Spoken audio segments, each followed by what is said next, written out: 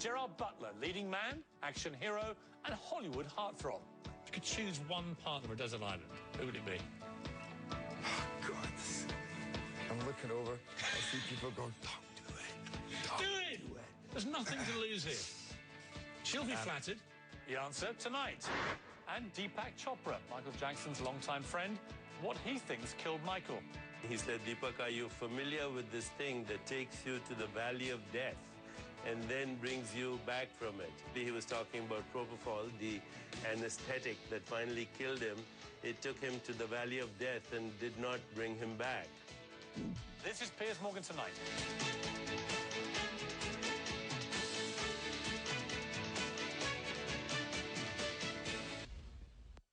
Gerard Butler's career took off with his role in 300. He's played everything from leading men to action heroes to animated characters. His latest is a searing performance in Machine Gun Preacher, set in war-torn Sudan, and Gerard Butler joins me now. Gerard, or Jerry, I think you prefer to be known, because the Americans all call you Gerard. Yeah. Which we can't have that. I mean, that's not... Because you're Irish descent, but you're Scottish, basically, aren't you? Yeah, that's right. You're a Scot. And in Scotland, they never say Gerard. No, they say Gerard. Gerard. Yeah. I think we should insist on this pronunciation. Yeah. Let's start with your physique. Okay. Because you look, unfortunately... I love the pause there. Let's start with you're looking in great nick, but I want to show you, luckily, a picture from last year where you weren't in such great nick, because all the women have been going crazy. I prefer the Gerard on the left. You know why? It's more like me. So that men like me looked at you in that shot on the left and thought, fantastic. And then to our utter horror, you emerged from a soccer match in Britain on the right looking like that. I saw those photos and that changed. So what did you think? That changed my life, actually. Did it really? Really Tell me did. about that. So I was on holiday with a buddy down in Barbados, and I just finished, I forget what movie it was, but I'd trained pretty heavily for that movie, and then I just kind of was taking some time off, and I noticed that I was eating more and more, and I kept thinking, yeah, I should be careful. And then I was actually getting in the water, and I looked over and I saw this boat in the distance, and I saw the, you know. And you thought, like, no! But even I didn't realize how awful it was going to look. Or how big of a... Can I remind you, your idea of awful is my idea of reasonably good nick. So you've got to be careful with your language here. For me, how awful for me. Considering where I'd been, you know, and... So you were probably upset by it? Oh, in truth, it didn't look great. It didn't kill me, you know, but it did lead me to be a little more cognizant of what I was eating. When that second picture came out, which was an extraordinary image, what did you feel then? Was it the opposite? Was it a kind of sense of absolute euphoria? No, because I look ridiculous. Look at my hair. Look at the tongue. I look like a madman. No one's looking at your hair. Seriously, Jerry. It's the six-pack. Extraordinary. I want to take you back to Scotland, because you grew up in Scotland, and you were supposed to be a lawyer. This was the plan. You were going to be a good, conscientious Scottish lawyer, and you became a trainee lawyer, and then, incredibly, you became one of probably the only people in history to get fired as a trainee lawyer. I mean, that's pretty difficult. I don't think it's ever happened before, actually.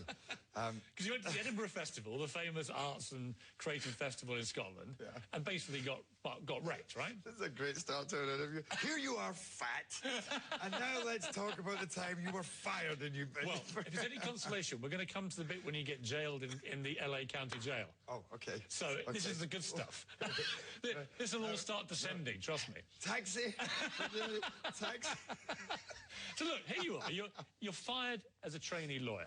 What does your mum say to you in that moment? The game plan has just dramatically changed. Well, she wasn't there in that moment, thank God. There was a room full of lawyers. If I could have had her there, I said, Mum, have a word with them. But I think even then it would be too late for her to have got me out of that. But in truth, it was actually a very sad moment for me at that point, because I don't come from a family of lawyers. It was a big deal that I was going to law school. And you know, and my mum is, you know, we're talking about Irish mothers, you know, very proud. Oh, my boy's going to be a lawyer. And then 1 week before qualifying, I had to call her and say, I've just been fired. And it was a tough moment in my life. It was tough for her to hear that it just happened to her son. And then in the next breath, she said, well, so what are you going to do? And I said, well, I'm going to move down to London. I know I have no money, but I'm going to become an actor. I'm going to get my together, and I'm really going to kind of... What's the problem which turned out to be a blessing in disguise. But what's the problem when you before you got fired, you'd been to America for a year, I think, with some Irish mates, and you were actually living in Venice Beach, right? Whole gang of you, and you basically drank yourselves into oblivion for a year. Is it true? Funny. This is so funny. Who have you been talking to? Just done a bit of research. Yeah.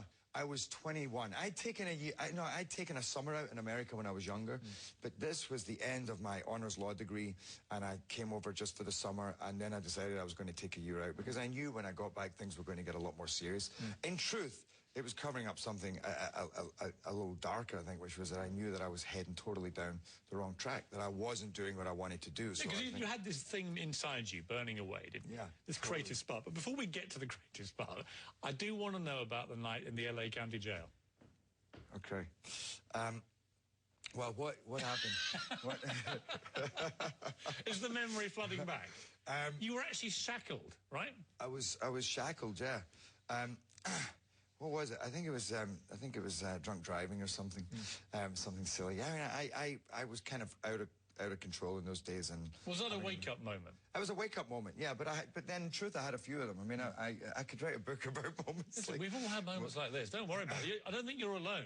Yeah. You're not the first guy with Irish blood who's had a few drinks in his life.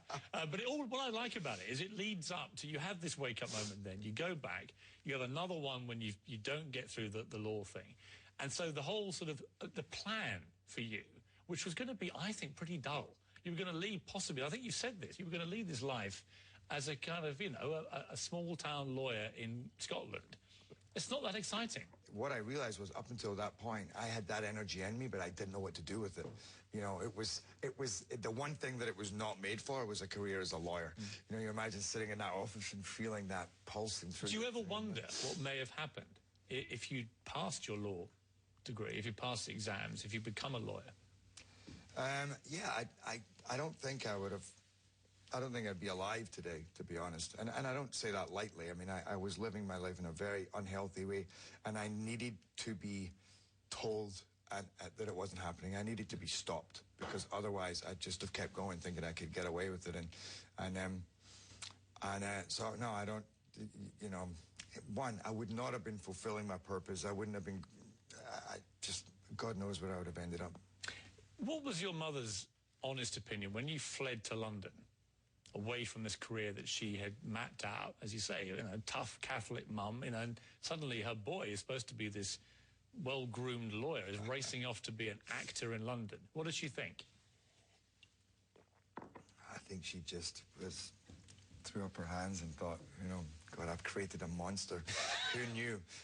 But when the monster thrived and succeeded, and ever more succeeded, how did her view change quite quickly? Did she realise it was what you were supposed to be doing? Yeah, she did. And by the way, I'm not giving her fair credit. She wrote me the most beautiful letter, actually, when I went to London, and I didn't expect it because, my mother and I were very, very close, but very intense relationship, and she wouldn't let me go on anything. So I expected her to be way more heavy-handed with what had happened, but she wrote me this letter and said, you know what, I just want you to know that I support you whatever you do.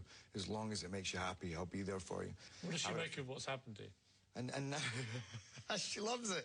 She loves it, It gives her a chance to do her little performing thing. It's like, oh, my boy, oh, my son.